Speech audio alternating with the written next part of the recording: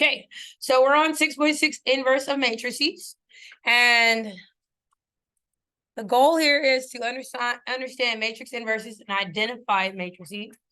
Find inverses symbolically, represent linear systems with matrix operations, and to solve linear systems with matrix inverses. Okay, we're going to kind of breeze through this because this is kind of like a alternative way of solving things that you already know how to solve. Does that make sense? It is not the only way to solve certain situations, so we're going to kind of talk about it. Now, inverse matrix. So there are two ways of solving inverse matrix. Way number one is algebraically.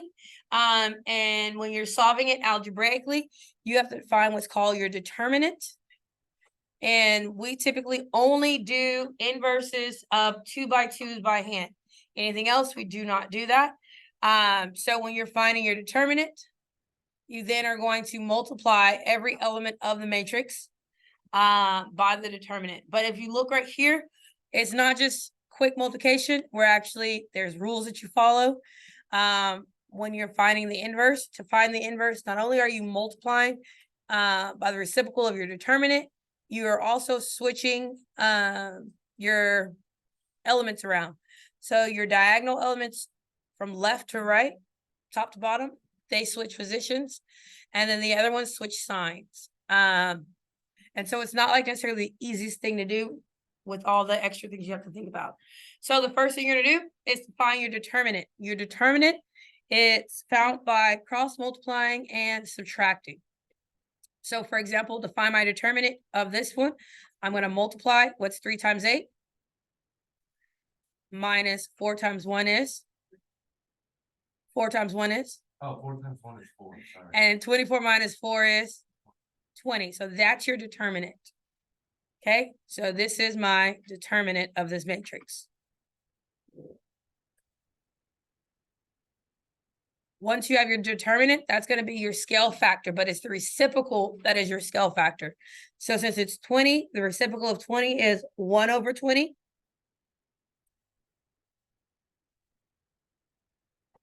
Then your from left to right, you're on your diagonal, the 3 and the 8 switch places. And the signs of the other diagonal changes. So they both were positive, now they both are negative. And then you multiply. And that's it. So the math isn't bad. It's just not that fun, I guess. So now you have 8 over 20, which becomes 2/5. You have negative 1 over 20, which is just negative 1/20. You have negative 4 over 20, which is negative 1/5. And then you have 3 over 20, which is 3/20. Now, if your determinant is 0, that means there's no inverse for this matrix. So example here, I have 3 times 4, which is 12. I have 2 times 6, which is also, and it equals 0. The reason being is, can you have 0 in the denominator? No, you cannot. You can't have 0 in the denominator, so therefore, there's no inverse. You can't continue, you can't solve, you can't evaluate. All right, we're going to do it by hand, but yes, it can be done in the calculator by putting your matrix and literally putting the matrix to the -1. It will do it in the calculator. So that's possible. All right, now, what type of matrices have an inverse? Only square matrices have inverses. A square, that means that the number of rows and the number of columns are the same. Does that make sense? Only square matrices have inverses. So if you look right here, you can have a inverse of 1, of a 1 matrix, a 1 row, 1 column, a 2x2, a 3x3, a 4x4.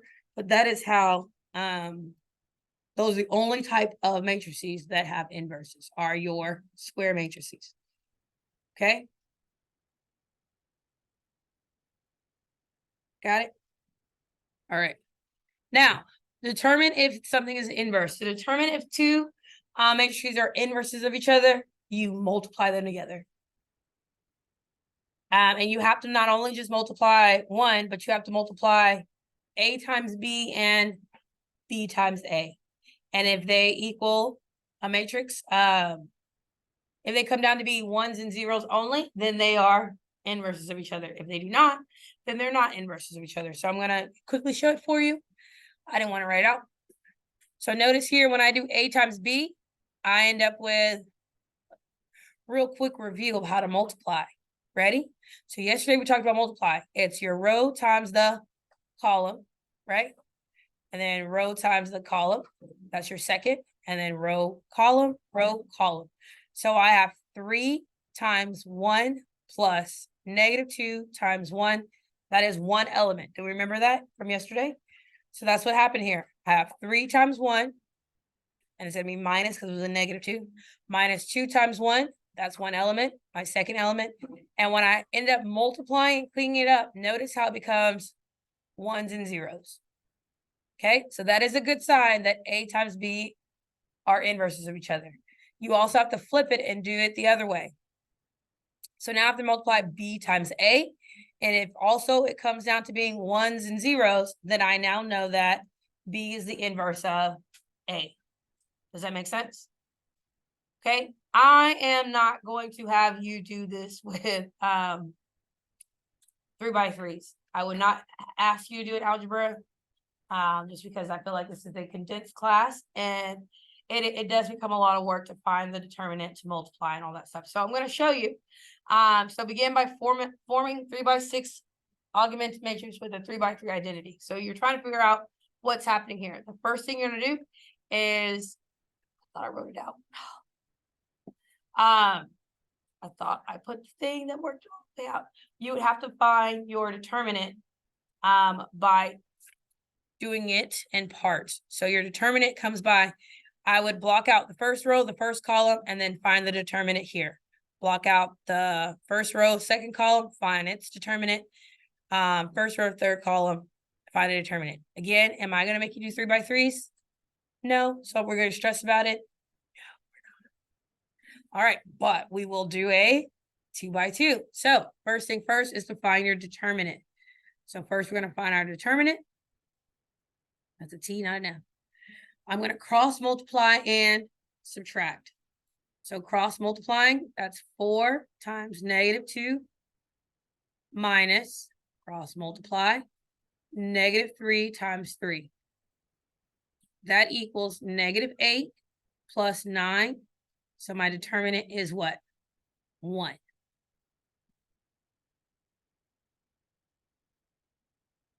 How do you feel about step 1? Doable? Step 2 is we're going to multiply by our reciprocal of our determinant. So our reciprocal of 1 is just going to be 1.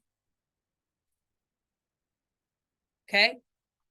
And you're going to switch your values. So in a inverse situation, the first diagonal, they switch places. So the first diagonal, you switch the place. So it becomes -2 and 4. On the second diagonal, you switch signs. So the second diagonal switches signs. So instead of being -3, it becomes a, and instead of being a +3, it becomes a -3. Okay. So then step 3 is now you multiply. So step 3 is to multiply.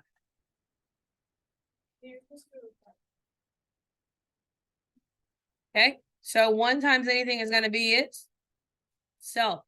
So now I know the inverse of A equals -2, -3, 3, and 4. And that is how you find the inverse of a 2x2. At this point in your math career in this class, all I want to do is make sure you can comfortably do a 2x2 by hand. Anything bigger, we will resort to the calculator. Because by hand, 2x2, is that terrible? That wasn't bad. It's 3 steps. You're going to cross multiply, subtract. Then you do a little switchy do, and you multiply. Okay. Questions about by hand? Cool. For real? Oh, I love it. All right. This is the whole shebang. That's how they want me to teach it to you. Which way do you guys prefer? The 3 steps are turning into an augmented matrix and manipulating rows and columns.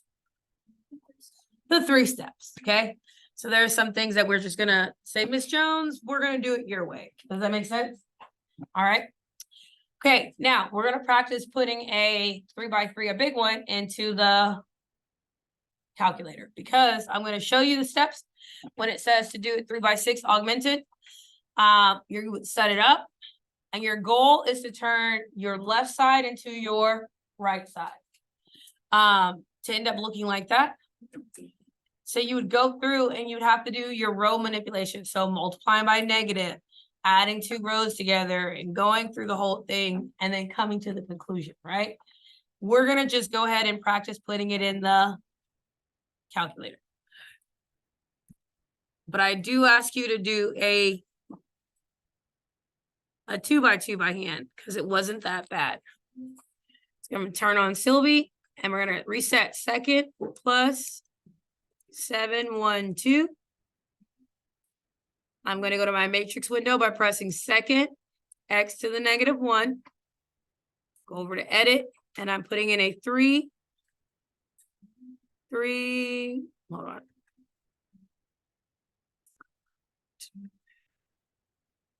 Not 1 by 1. A 3x3. I'm going to put the values in. So we have -1, 0, 1, -2. It's not a -2, it's a +2. 2, 1, -4, -2, 0, and 1. Okay, I'm gonna leave this to exit. I'm gonna press second mode. And now I'm gonna go back into my matrix window, and this time I'm going to go to math. I wanna do a little calculations. I'm just gonna show you here that in math, notice that it doesn't say anywhere, does it say inverse, right? Nowhere, right? That's because an inverse, other numbers have inverses, right? And we're gonna treat the matrix just like any other number. So we're actually just need the matrix. So I'm gonna go to names, my 3x3 that I created. And you see the little x to the -1 that we've been pressing to get to the matrix. You're just gonna press that. And press enter. And it's going to tell you what is your inverse. Okay, if the inverse isn't possible, guess what it'll do? It'll tell you error, not defined. So if you look here, we're going through the, let me cancel out, let me change it. Let me make this side look like that side as much as I can. And when it's all said and done, are the results the same?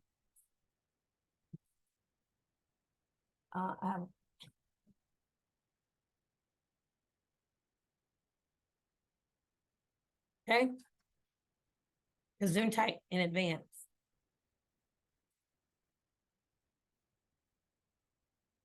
All right. All right. Yes, doable in the calculator? Is the 2x2 doable by hand? I think we are good then, if I have no complaint. Technically, yes. But why? It wasn't even that bad. All we did was subtract, switch some things around, and multiply. Is that not what we did? And y'all agree that those are some easy 3 steps. We're just keeping our skills sharpened. All right. Next, it says that you can actually use linear systems to represent matrix, right? Well, you can make a system into a matrix. We've already spent time on solving systems, right? Your elimination, substitution, and this is just saying that you can also use matrices in general to solve it. So, for example, if you look up here, when you have your system, To turn it into a matrix, it would look like this. So this is how a system is represented as a matrix. You're taking your coefficients and putting them in one matrix, creating a 3 by 3. And then you're putting your constants in a 3 by 1 matrix. And in order to solve this, guess what you would use? Inverses. Oh my gosh. In order to solve this, you would have to find the inverse of the 3 by 3. And then multiply. So it may not necessarily be the fastest way of doing it if you already are comfortable with elimination and substitution. Does that make sense? So for example, on A, if I'm comfortable looking at A and saying, okay, I'm going to just multiply the second equation by 3 and solve by elimination, then that's what I'm going to keep doing. Does that make sense? I'm not going to say, okay, solve by matrices now. But if I chose to, this is what A would look like as a matrix. Okay, and in order to solve this, I would then have to find the inverse of my 2 by 2 and then multiply it, and then use multiplication. B, again, if I'm looking at this like, okay, I can solve this with substitution. I have y minus 4z. I now know y equals 6 plus 4z, and I go in and substitute in for all my y's, right? I can solve it by substitution. It's a skill you already have. So I repeat again, this is just an alternative way of solving something. But if you already have the skill to solve it, use the skill you have. Does that make sense? And so this is what it would look like as a matrix for me to solve. Okay. In order to solve this matrix again, I would have to find the inverse of this and then multiply it times this, which we're going to see one worked out completely. Okay. So starting off, 2 by 2s aren't that bad. And so we're going to do the 2 by 2. We have 8x minus 3y equals 13, 5x minus 2y equals 8. Again, here, I'm like, you know what? In my mind, I'm just going to multiply by 2, multiply by -3, eliminate and solve, right? However, it's like, let's be different. Let's try another method. So your first option here is to set up as a matrix. So your coefficients are its own matrix. Your constants is the goal, the equal to, right? After you do that, your job is to get your x and y by itself. In order to do that, I have to find the inverse of this. How did we just say, what are our 3 steps to find the inverse of a 2 by 2? Find the determinant first, right? And then, so in this case, what will be our determinant? What is the determinant of this 2 by 2?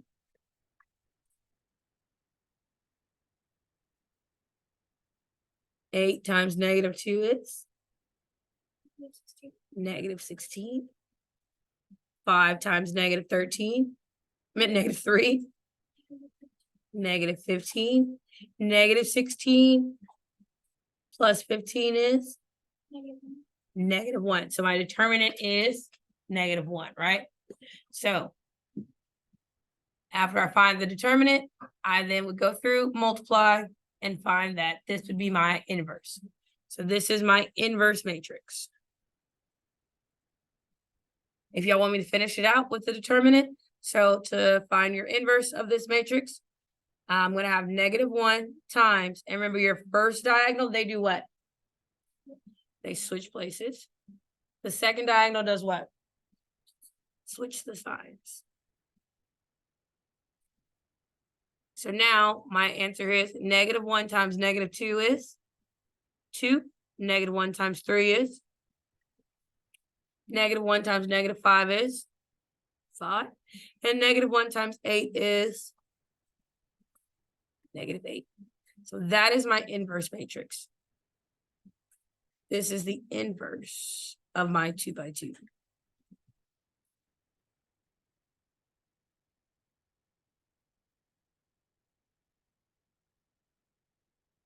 Okay, so then once you have that, you now are going to multiply. And when you multiply by the inverse, it matters because multiplication has rules. What is the rule for the multiplication? We have to pass the what test we call? The smile test. So you know which one to order first. I have to do the 2 by 2 times the 2 by 1 because that's the only way it's going to pass the smile test. Does that make sense? Because if I went the other way, would it pass the smell test? It would not. And now you just go through the multiplication process. Ooh. So I would have 2 times 3, 2 times 13, plus -3 times 8. Then do it again. 5 times 13 minus 8 times 8. I clean that up and I get 2 and 1.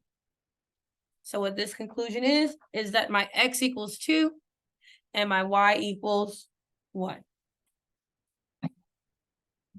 So I repeat, this is an alternative to solving something that you already know how to solve.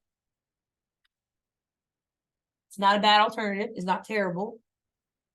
But if you're already in the comfortable setting of elimination and substitution, then that's what you have, okay?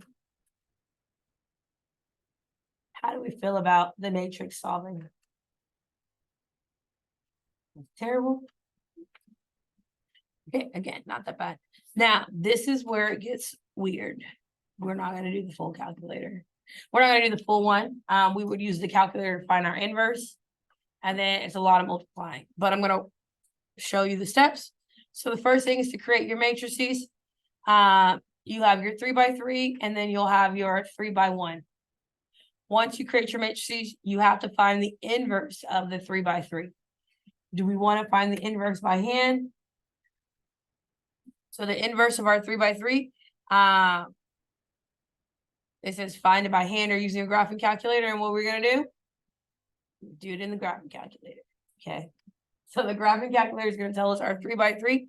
And so our 3 by 3 is 0, 1, 1, a half, 0, a half, 1, and 1 and a half, right? So now I have those values. And again, I did it all in the calculator. I did not fully multiply. I went through. So I'm going to show you how I did it in the calculator. Is that cool? All right. So you can see my little pretty pictures, but let's talk about how to do it. So we have our matrix. We're going to create our matrices. We're going to create our 2 matrices in the calculator. This is going to be my matrix A, and this is going to be my matrix B, and I'm going to make them both in the calculator. So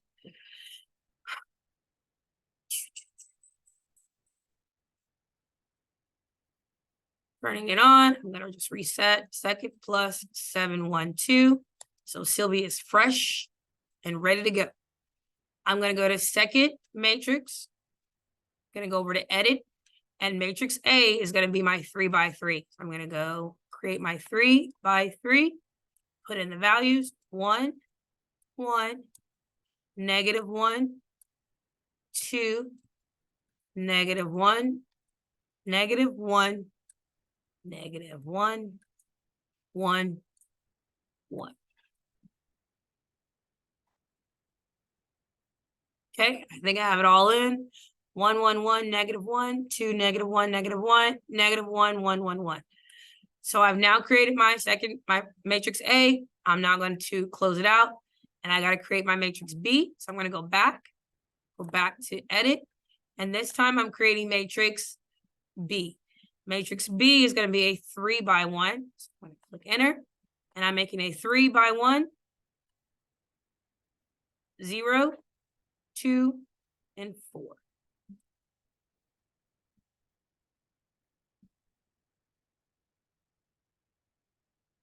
I'm now done with creating my matrices.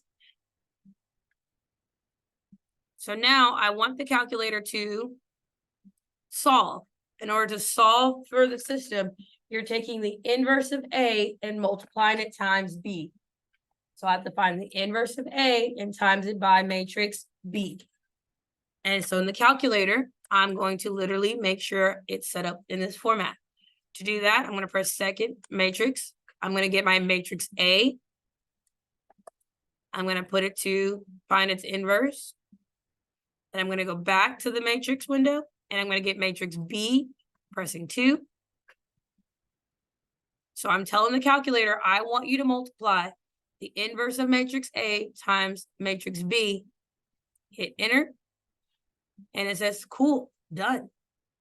Your results are 6, 2, and 8, which means that the solution to the system is 6, 2, 8.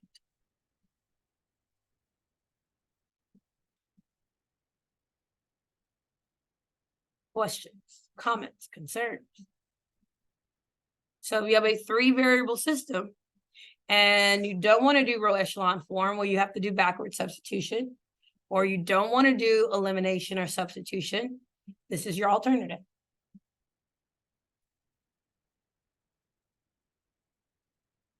How do we feel about the alternative?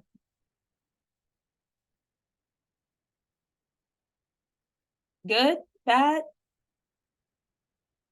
doable?